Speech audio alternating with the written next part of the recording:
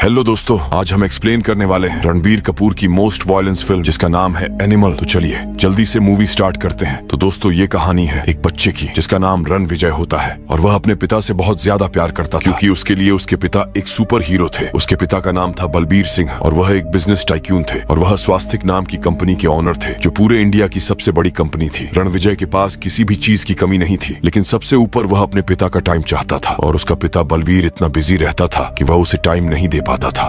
विजय की दो बहनें भी थीं, एक उससे बड़ी थी और एक उससे छोटी थी। बचपन से ही विजय को एक लड़की बहुत पसंद थी जिसका नाम गीतांजलि था और वो उसके दोस्त की बहन थी। जब रणविजय बड़ा हुआ तो वो अपने पिता के बर्थडे पार्टी के लिए अपने दोस्तों को इनवाइट करने के लिए आया, लेकिन जब वो गीतांजलि के घर गया तो उसे पता चला कि उसकी सगाई हो रही है। इससे उसे बहुत ही बुरा लगा और गीतांजलि को उसने भड़का दिया और उससे कहा कि वो उससे प्यार करता है और उसे उस लड़के से शादी नहीं करनी चाहिए। गीतांजलि भी अंदर ही अंदर रणविजय को पसंद किया करती थी। रणविजय जब घर पहुंचता है तो उसके पिता का बर्थडे सेलिब्रेट किया जा रहा था, जहां पे उसकी बहनें और उसके दादाजी भी मौजूद थे। उसकी बड़ी बहन मीत का पति वरुण भी वहां पे आया हुआ था, लेकिन वो विजय को बिल्कुल ही पसंद नहीं किया करता था क्योंकि उसका मानना था कि वो फालतू में ही बस घूमता रहता है। पार्टी में विजय और वरुण की लड़ाई हो जाती है क्योंकि विजय उससे कहता है कि उसने उसकी कंपनी को आगे बढ़ाया है, जिसे हम जान पाते हैं कि बलबीर ने कंपनी का जिम्मेदारी अपने दामाद को दे रखा था, जिससे रणविजय बिल्कुल भी खुश नहीं था क्योंकि वो जानता था कि उसका जीजा बिल्कुल भी अच्छा इंसान नहीं है। तभी उसका जीजा उसकी बहन को उसके सामने हाथ लगाता है। रणविजय उससे कहता है कि अगर दोबारा उसने ऐसा किया तो वो उसे जान से मार डालेगा। जब वो लड़ाई की खबर बलबीर के पास पहुंचती है, बलबीर रणविजय को ही डांटता है। उसे कहता है कि वो अपने जीजा से माफी मांगे और रणविजय को ना चाहते हुए भी अपने जीजा से माफी मांगनी पड़ती है। फिर सीन पास्ट में जाता है जहाँ पे रणविजय की बहन के साथ कॉलेज में कुछ लोग रैगिंग कर रहे थे और रणविजय को जब यह बात पता चली तो वो गन लेकर क्लास में ही घुस गया, जिसे देखकर सब लोग डर गए और वहाँ पे कुछ बंदों को उसने पीटा भी था। उसके इस हरकत की वजह से उसके पिता ने उसे थप्पड़ मारे थे। उसकी माँ से कहा था उसने एक क्रिमिनल को पैदा किया है, जिस पे रणविजय अपने पिता से कहता है कि वो क्रिमिनल नहीं बल्कि अपनी बहन को प्रोटेक्ट कर रहा था। फिर कहानी में आती है जहां पार्टी में रणविजय का पिता उसे बताता है उसका जो कंपनी में शेयर है वो अपने दामाद को दे रहा है। इससे रणविजय को बहुत ही गुस्सा आता है और वह घर छोड़कर जाने लगता है, लेकिन तभी वहां पे गीतांजलि आ जाती है जो कि उससे शादी करने का फैसला कर चुकी थी। रणविजय अपने पिता के पास उसे लेकर जाता है और उससे कहता है कि यह उसकी बहू है, लेकिन बलबीर इतना गुस्सा होता है कि वो कोई भी बात नहीं कहता और वहां से चला जाता है, जिससे रणविजय को बहुत ही हर्ट होता है और वो घर छोड़कर चला जाता है और वो गीतांजलि से शादी करके अमेरिका शिफ्ट हो जाता है, जहाँ पे उन दोनों को दो बच्चे होते हैं, एक लड़का और एक लड़की। फिर कहानी कुछ साल बाद की दिखाई जाती है जहाँ पे रणविजय अपनी टीम के साथ ढेर सारी गन्स लेकर एक मीटिंग में जा रहा था।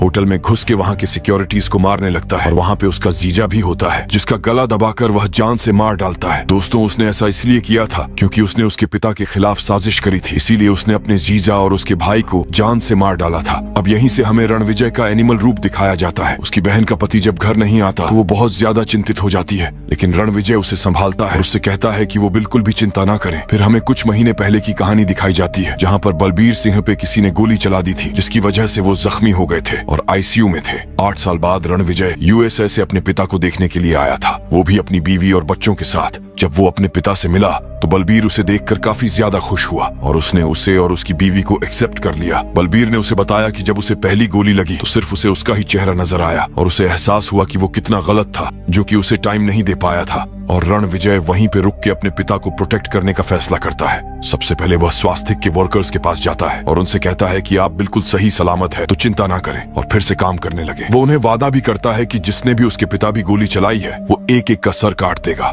बलबीर देखकर हैरान हो जाता है और उसे लगता है कि उसका बेटा अब भी क्रिमिनल ही है। अगले दिन रणविजय अपने पिंड जाता है जहाँ पे वो पला बढ़ा था और वहाँ पे अपने गांव के भाइयों को देखकर वो बहुत ही खुश होता है। वहाँ उनसे मदद मांगता है और उनसे कहता है कि उसके पिता को गोली लगी है और कोई भी ऐसा रिस्पॉन्सिबल सिक्योरिटी गार्ड नहीं है जिसने उनके लिए गोली खाई हो। उसे कुछ ऐसे लोग चाहिए जो कि उसके पिता को दिल और जन से रक्षा करें। ये सुन के सभी तैयार हो जाते हैं और वो अपने पिता के सामने उन्हें लेकर जाता है और उन्हें बताता है कि अब से उनकी प्रोटेक्शन की जिम्मेदारी इनकी होगी। बलबीर अपने बेटे के डिसीजन से खुश नहीं था और वो उससे कहता है कि आखिर वो ये सब क्यों कर रहा है। तो रणविजय उससे कहता है कि अगर वो बाहर गए तो पक्का वो लोग उसे मार डालेंगे और उसे इस बात का पता लगाना है कि वो लोग कौन है और वो उसे क्यों मारना चाहते हैं। बलबीर का एक बॉडी डबल लेकर आता है और उससे कहता है कि आज से ये उसकी एक्टिंग करेंगे, उन्हें यहाँ सेफ रखा जाएगा और नकली बलबीर बाहर जाएगा। एक दिन नकली बलबीर जब बाहर जा रहा होता है तो उस पे गोलीबारी होने लगती है और हम असरार नाम के एक बंदे को देख पाते हैं जो कि उनका दुश्मन था। वो उसके बॉडी डबल को बलबीर समझ के शूट करके जान से मार डालता है और जब रणविजय को ये खबर पहुंचती है तो वो अपने पिता के सामने उसकी लाश को दिखाता है जिससे उसका पिता समझ जाता है कि अगर उसकी जगह वो होता तो उसका भी यही हाल होता। उसका जीजा जब उसके पिता को जिंदा देखता है तो वो हैरान हो जाता है और वो तुरंत असरार को फोन करके बताता है कि उन्होंने एक बॉडी डबल को मारा है। उसका ससुर अब भी जिंदा है और वो बिल्कुल सही सलामत है। असरार उससे कहता है कि सबसे पहले क्यों ना वो उसके बेटे को ही खत्म कर दें। रणविजय उनकी ये बातें सुन रहा होता है, जिससे वो समझ जाता है कि उसका जीजा भी इन सब में शामिल है और इसीलिए उसने अपने जीजा को जान से मारा था। अब रणविजय अपने होटल में एक मशीन गन मंगवाता है जो कि उसने स्पेशली ऑन ऑर्डर करके मंगवाई थी। तभी वहां पे असरार अपने आदमियों के साथ आता है और उसके होटल में सबको मार डालता है और वहां पे बहुत ही घमासान लड़ाई होती है, जो कि बहुत ही ज्यादा खतरनाक सीन था। रणविजय और उसकी टीम एक एक करके सबको मार डालती है और एक ग्रुप से तो रणविजय अकेले ही लड़ता है और एक एक करके सबको मारने लगता है। उस लड़ाई में बहुत ज्यादा जख्मी भी हो जाता है और उसके शरीर में कई सारे कट्स लग जाते हैं, लेकिन वो बंदे बहुत सारे होते हैं जो कि रुक ही नहीं रहे थे।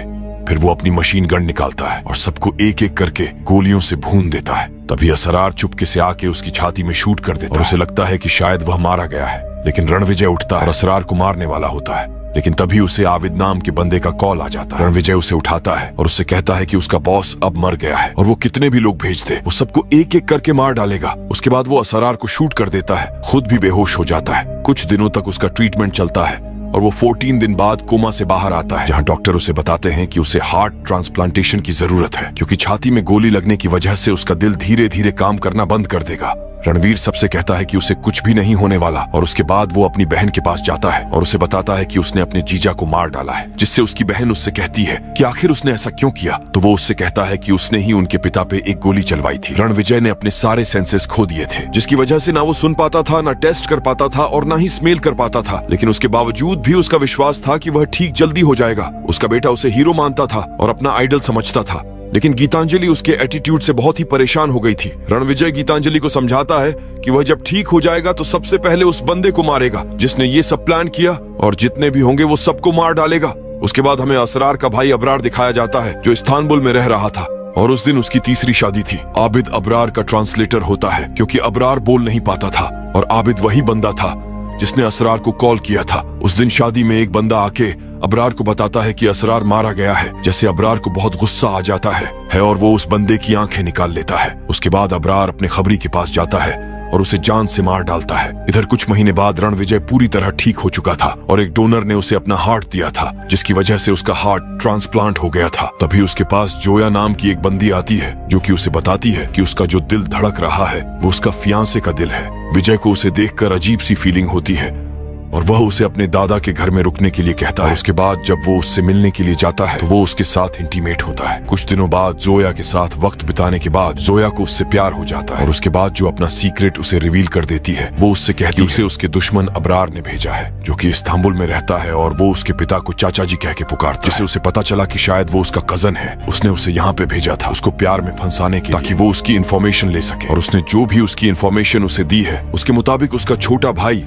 अजीज एक प्लास्टिक सर्जरी करवा रहा है ताकि वो उसकी तरह दिख सके और उसके घर में दाखिल होकर वो सबको मार सके। उसका बड़ा भाई असरार भी उसके पिता को मारने के लिए आया था, लेकिन उसने उसे मार डाला। उसके बाद सुनक वो जोजा को बताता है कि उसे पहले से पता था कि वह दुश्मन के साथ साइड से आई है और वो उससे बस सच निकलवाना चाहता था, इसीलिए उसने उससे प्यार का नाटक किया। उसके बाद वो अपने दादा और पिता के पास जाता है और उनसे अबरार के बारे में पूछता है। तो उसका दादा उसे बताता है कि उसका एक और भाई था, लेकिन उसके पिता ने स्वास्थिक उसके नाम नहीं करी, बल्कि उसने उसे स्वास्थिक का मालिक बना दिया, जिससे वो चिढ़ गया और वो लोग उससे अलग हो गए। वो इस्तांबुल में शिफ्ट हो गया और वहां पे उसने कई सारी बीवियों से शादी की और उन सभी बीवियों से उसे ढेर सारे बच्चे हैं जिसे उसने मारा है। वो उसका बड़ा बेटा था और उसके एक नहीं बल्कि कई सारे भाई हैं, और उसे मार के उसने जंग स्टार्ट कर दी। वो लोग इतने हैं कि उन्हें काउंट भी नहीं कर सकते और वो उन्हें मारते मारते थक जाएगा, लेकिन वो लोग खत्म नहीं होंगे। उसके बाद रणविजय अपनी वाइफ के पास जाता है और उसे सच बताता है कि वो इतने दिनों से जोया के साथ क्या क्या कर रहा था। गीतांजलि ये सुन के बहुत ज्यादा रोने लगती है और उससे बहुत ज्यादा गुस्सा करती है और डिसाइड करती है कि वो उससे अब तलाक ले लेगी। उसके बाद रणविजय उसे बताता है कि वह अपनी टीम के साथ इस्तांबुल जा रहा है ताकि वो अबरार को जान से मार सके। गीतांजलि उसे तैयार करती है और जंग में जाने के लिए भेज देती है। अगले दिन रणविजय उसके एरिया में पहुंचता है और उसके सारे आदमियों को मार डालता है और आविद अबरार को लेके वहां से भागने लगता है और उससे कहता है कि अभी लड़ने का सही समय नहीं है। उनकी बीवी से रणविजय को पता चलता है कि वो यहाँ से भाग रहा है, इसीलिए वो एयरपोर्ट पहुंच जाता है। वो अबरार को चैलेंज करता है तो अबरार प्लेन से बाहर आता है और उन दोनों में बहुत ही घमासान लड़ाई होने लगती है, जिसमें रणविजय अबरार को मारने वाला होता है। लेकिन मारने से पहले वो उससे कहता है कि वो एक ही खून है, अगर वो चाहे तो वो इस जंग को अभी खत्म कर सकता है। अबरार उसे इशारों में कहता है वो इस जंग को खत्म नहीं करने वाला। रणविजय उसका गला काट देता है, जिससे उसकी मौत हो जाती है। उसके बाद रणविजय वापस इंडिया आ जाता है